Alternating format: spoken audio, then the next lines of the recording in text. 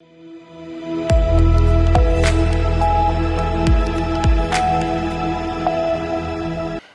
आप देख रहे हैं सी न्यूज भारत और मैं हूं ऋषभ सक्सेना।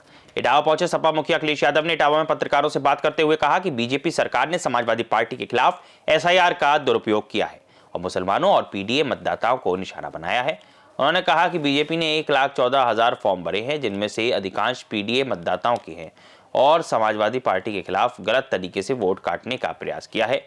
उन्होंने यह भी कहा कि मुख्यमंत्री योगी आदित्यनाथ ने अपने खिलाफ लगे मामलों को वापस ले लिया है, जो कि एक गलत काम है, और उन्होंने अपने विरोधियों को मृत घोषित करने का प्रयास किया है। अखिलेश यादव ने अमेरिकी डील की भी आलोचना की और कहा कि इससे देश की अर्थव्यवस्था खराब होगी और किसानों को नुकसान होगा। उन्होंने यह भी कहा कि बीजेपी सरकार ने उत्तर प्रदेश में लॉ एंड ऑर्डर की स्थिति खराब कर दी है और पुलिस को बीजेपी कार्यकर्ताओं की तरह काम करने के लिए मजबूर किया है। उन्होंने कहा कि समाजवादी पार्टी इस मुद्दे पर लड़ेगी और बीजेपी सरकार को हराएगी। बहुत ही इटावा के बड़े नेता रहे बलराम सिंह यादव जी, उनके बेटे के निधन होने के बाद मैं परिवार से मिलने आया था। गुड्डू यहाँ के राजनीतिक और सामाजिक कार्यों में लगातार काम करते रहे, लोगों से मिलते जुलते रहे। मुझे याद है कि जब मेरा पहला चुनाव कन्नौज का था तो गुड्डू और हम सब लोगों ने मिलकर के चुनाव लड़ा था और जो भी साथी उनके थे उन्होंने पूरा समाजवादी पार्टी का उस समय सहयोग और मदद की थी। गुड्डू इधर बीमार हुए और जिसके कारण आज वो हमारे बीच नहीं है, तो परिवार से मिलकर के उनका दुख बांटने के लिए हम लोग यहाँ पहुंचे, सभी समाजवादी लोग। जहां तक हमारे साथी ने ये पूछा है एसआईआर, एक बात तो ये मान लीजिए आप, इलेक्शन कमीशन से बीजेपी मिली हुई है, ये बात तो एकदम साफ आपको स्वीकार कर लेना चाहिए। बीजेपी इलेक्शन कमीशन एक है और उसका देखने को भी यही मिलता है। जब ये फॉर्म 7 में पकड़े गए और जब अपील की समाजवादी पार्टी ने कि फॉर्म 7 की जरूरत क्या है जब आपने एसआईआर की इतनी एक्सरसाइज कर ली है, उसके बाद थोड़ा बहुत एसआईआर में फॉर्म 7 भरवाना कम किया। वो तो खुशी की बात है कि द्वापर के और त्रेता के दशरथ और नंदलाल ने हमें बचा लिया। दशरथ के नाम पर कई सौ फॉर्म थे सुरेंद्रनगर विधानसभा में और नंदलाल के नाम पर सुल्तानपुर में एक विधानसभा में उसके दस्तखत से वोट कटवाया जा रहा था, केवल मुस्लिम लोगों का। ये इनका टारगेटेड काम था कि जो समाजवादी पार्टी का वोटर है या जो मुस्लिम वोटर है या जो पीडीए है उसका वोट काट लें। लेकिन जब ये पकड़े गए तो कोई कार्रवाई नहीं हुई। इसी तरह यहां भी कई लोग पकड़े गए, जिलाधिकारी, पुलिस और इलेक्शन कमीशन को शिकायतें की गई हैं। अगर एक भी एसडीएम पर और एक भी डीएम पर अगर इलेक्शन कमीशन कार्रवाई कर देता तो ये जो फॉर्म में भरने में वोटर लिस्ट में जो हेराफेरी हो रही है वो एक नहीं होती। इससे ही साबित होता है कि सरकार, प्रशासन और इलेक्शन कमीशन तीनों मिले हुए हैं। अभी मैंने जानकारी जब की थी कुछ दिन पहले तो 47 फॉर्म भरे गए थे समाजवादी पार्टी की तरफ से, फॉर्म 7 1000 के लगभग भरे गए थे बीजेपी की तरफ से, लेकिन 1,14,000 फॉर्म भरे गए थे फॉर्म 7, वो अज्ञात लोगों ने भरे। और जब उनका हम देखते हैं कि 1,14,000 वोट कौन सा है तो वो सब पीडीए निकलता है, पिछड़े, दलित, आदिवासी, मुसलमान, इन्हीं का वोट काट रहे हैं। ये कहां से लोकतंत्र मजबूत हो रहा है? जिस कॉन्स्टिट्यूशनल बॉडी की जिम्मेदारी है कि वोट बने बढ़े, वही वोट कटवाने में लगी है। हम तो ये कहेंगे इटावा के हमारे पत्रकार साथी, हालांकि आप झंडा नहीं भेज सकते बीजेपी का, यहां से एक झंडा भेज दो बीजेपी का, वो अपनी बिल्डिंग में लगा लें, जिससे ये पता लग जाए कि बीजेपी का ही इंस्टीट्यूशन है। लेकिन मुख्यमंत्री जी ने सरकार है कि हरे बाबा शंकराचार्य नहीं हो सकता, इस पे क्या कहोगे? वो तो सही कहा उन्होंने, जब आईने में देखते होंगे तो लगता होगा ये बाबा ही नहीं है कोई। चीफ मिनिस्टर बिष्ट साहब लगता आईना देख करके ये बात कह रहे हैं, और जब विधानसभा में गए होंगे भाषण देने तो आईने में देखा होगा, तो आईने ने सच्चाई बता दी होगी कि केवल पहनावे से कोई बाबा संत नहीं हो सकता है, कान छिदवाने से नहीं हो सकता है। अच्छा, बीजेपी के बड़े नेता ये तो हमारी गीता भी लिखती है, गुरु नानक जी ने भी यही कहा, क्या कान छिदवा लोगे तो क्या योगी हो जाएंगे आप? और जो दूसरों का सर्टिफिकेट मांग रहे हैं, वो अपना सर्टिफिकेट तो दिखा दें कि कौन सी इंस्टीट्यूशन में योगी बने हैं। इसलिए चीफ मिनिस्टर बिष्ट जी, जब उन पे कोई काम नहीं बचा है तो वो जनता को धोखा देने में निकल गए हैं। और उनकी भाषा देखो, पूजनीय शंकराचार्य ने कहा है कि ऐसी भाषा तो गुंडों की भी नहीं होती है।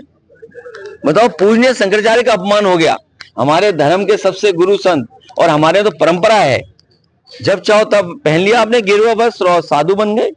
अपने इटावा में कहीं होंगे ऐसे, इटावा में कहीं होंगे, इधर चले जाओ यमुना और चंबल के किनारे, बताओ तमाम बाबा लोग रह रहे कि नहीं रह रहे? बीजेपी अब उनके भी सर्टिफिकेट मांगोगे सबके? बीजेपी कहती है कि हम सनातन को मजबूत कर रहे हैं और विपक्ष डिस्ट्रैक्ट कर रहा है, ये सदन नहीं चलने देते हैं।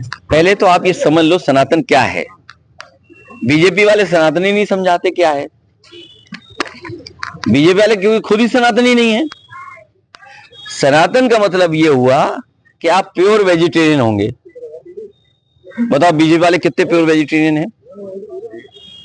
और अमेरिका की डील में सुना है विदेशी एग्रीकल्चर प्रोडक्ट्स आ रहे हैं, विदेशी सब चीजें आ रही हैं। चिकन बर्गर तो पहले ही मिल रहा था, चिकन पिज्जा मिल रहा था, और अब एग्रीकल्चर प्रोडक्ट्स भी आ जाएंगे, तो बताओ क्या बचा हमारे देश का?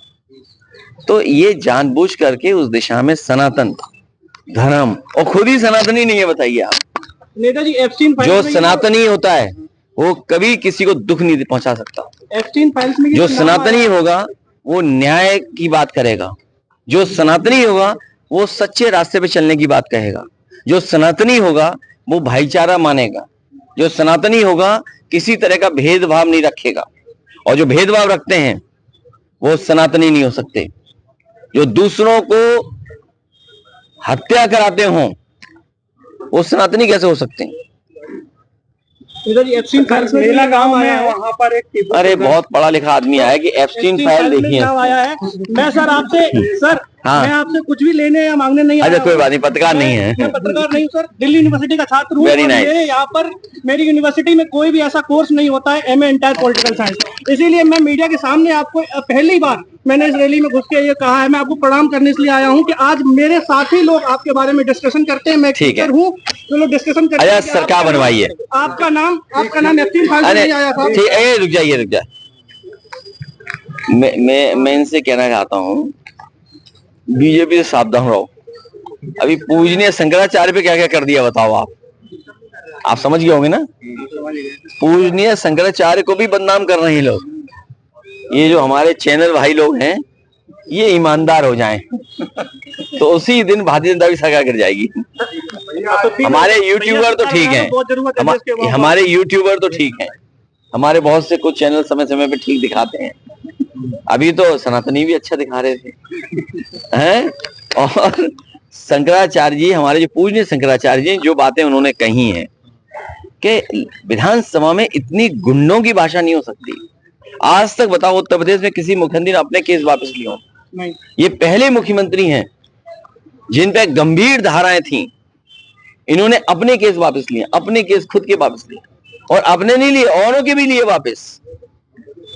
तो इसलिए सावधान रहिए, उत्तर प्रदेश को सत्यानाश कर दिया इन्होंने। सर, जिस तरीके से 38 लोगों को मृतक घोषित कर दिया है उसमें लिस्ट में, और जीवित है में क्या अभी 16 तारीख को मैं इसी संबंध में प्रेस करने जा रहा हूं, और जिनके गलत तरीके से वोट काटे हैं या गलत तरीका अपनाया इलेक्शन कमीशन और प्रशासन ने, वो प्रेस के सामने लखनऊ में 16 तारीख को मैं रखूंगा। मालेगांव वाला जो विवाद चल रहा है, जिसमें टीपू सुल्तान की वो मूर्ति हटाई गई थी, बाद में फोटो वोटो दी गई। देखिए आप, अमेरिका डील के बाद हमारे देश की अर्थव्यवस्था क्या होगी, हमारा देश किधर जाएगा, ये सब चिंता का विषय। सबसे महत्वपूर्ण विषय इस समय देश के लिए होना चाहिए अमेरिकन डील, जिसमें बीजेपी समझाने रही है हमें कि 18 छोटा होता है, 0 बड़ा होता है। बीजेपी समझा रही है 18 के गलत तरीके से वोट काटे हैं या गलत तरीका अपनाया इलेक्शन कमीशन और प्रशासन ने, वो प्रेस के सामने लखनऊ में 16 तारीख को मैं रखूंगा। मालेगांव वाला जो विवाद चल रहा है जिसमें टीपू सुल्तान की वो मूर्ति हटाई गई थी, बाद में फोटो वोटो दी गई। देखिए, आप अमेरिका डील के बाद हमारे देश की अर्थव्यवस्था क्या होगी, हमारा देश किधर जाएगा, ये सब चिंता का विषय। सबसे महत्वपूर्ण विषय इस समय देश के लिए होना चाहिए अमेरिकन डील, जिसमें बीजेपी समझाने रही है हमें कि 18 छोटा होता है, 0 बड़ा होता है। बीजेपी समझा रही है 18 छोटा है, 0 बड़ा है। तो इसी गणित को समझिए, 18 इज इक्वल टू 0, ये बीजेपी समझाने की कोशिश कर रही है। पूरे देश का किसान विरोध कर रहा था इस डील का। हम सब लोग विरोध कर रहे हैं इस डील का, इसीलिए जनता से आह्वान कर रहे हैं, और जनता ही भारतीय जनता पार्टी का इलाज करेगी। गरीब जनता हराएगी, अमीर बाद में हराएगा, गरीब जनता पहले हराएगी। डिप्टी सीएम केशव प्रसाद मौर्य ने कहा है कि 2027 में कमल खिलेगा। सपा वो अपना स्टूल साफ करके स्टूल पे बैठा करें। करके सोशल मीडिया पर गाड़ी का वाला डाला गया क्या है? उस पे लिखा है गाड़ी में सपा का झंडा बोल रहा है, इस तरीके से। देखिए, आप उत्तर प्रदेश, देखिए ऐसा है, बहुत दूर नहीं खड़े आप। सबसे ज्यादा लैंड माफिया, जमीन के माफिया यूपी में बीजेपी के लोग हैं। इटावा में तो बता रहे हैं कई मीटर पहाड़ था, वो गायब कर दिया बीजेपी वालों ने। सर, असुद्दीन ओवैसी ने कहा है कि सुप्रीम कोर्ट ने बाबरी मस्जिद को लेके निर्णय दिया, वो मैं मानता हूँ अभी भी गलत है। उनके स्टैंड को क्या कहें? मुझे जानकारी नहीं, ना मैंने सुप्रीम कोर्ट का केस पढ़ा, ना कुछ मेरी जानकारी में नहीं है। तो महिलाओं के खिलाफ लगातार अत्याचार हो रहे हैं, आपने स्त्री समृद्धि योजना की बात कही है, सरकार आएगी क्या? अभी मैनिफेस्टो आएगा, उसको पढ़िएगा, बहुत सारी सुविधाएं देंगे और इटावा को विकास की गति से और आगे बढ़ा। SIR को लेकर भरतना थाने में सपा के कार्यकर्ता गए तो एसओ भरतना ने उन्हें अपशब्द बोले, गाली गलौज की। जिलाध्यक्ष जी ने ज्ञापन भी दिया था, इस पर क्या बोले? लगता है पुलिस इन्हें भी, इनके टोपी भी लाल कर दिया है। ये जब बीजेपी कार्यकर्ता बन के काम कर रहे हैं तो सोचिए आप क्या उम्मीद करोगे। जब लॉ एंड ऑर्डर उनके हाथ में है, उन्हें न्याय देना चाहिए, और न्याय नहीं दे पा रहे तो बताओ क्या करें, लाल टोपी पहन लें या भगवा टोपी पहन लें। इटावा से सी न्यूज संवाददाता आसित की खास रिपोर्ट। इस खबर में फिलहाल इतने ही। देश और दुनिया की तमाम खबरों को देखते रहिए सी न्यूज भारत।